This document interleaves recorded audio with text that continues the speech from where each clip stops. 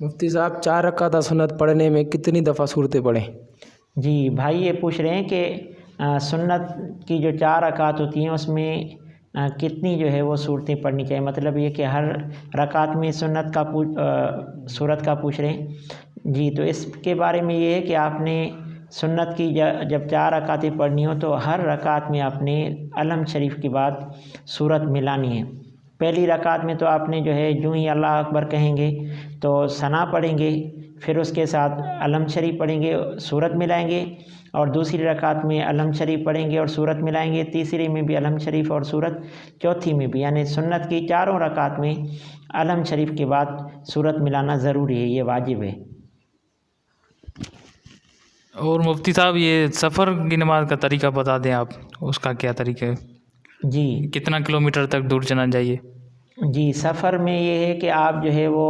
48 میل اگر آپ دور جانے کے ارادے سے گھر سے نکلتے ہیں تو اپنے گاؤں کی آبادی سے جب آپ باہر نکلتے ہیں تو آپ کا سفر شروع ہو جاتے ہیں، اور 48 میل جو ہے وہ کلومیٹر کے لحاظ سے تک ہے، ویسے تو 77 کلومیٹر اور کچھ حصہ بنتا ہے 78 کلومیٹر سمجھ لیجئے کہ آپ اگر 78 کلومیٹر کے فاصلے پر جانا چاہتے ہیں،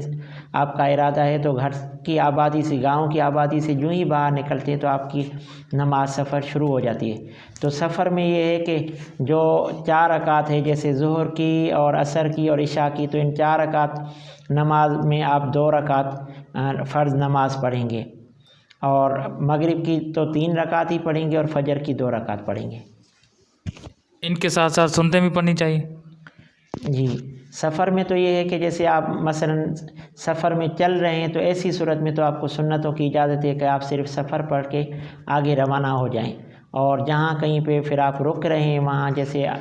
ہفتہ 10 دن قیام کر رہے ہیں تو وہاں پر اگر آپ سنتیں پڑھتے ہیں تو اس کا آپ کو اجر ملے گا، سنتیں پڑھنی چاہیے وہاں۔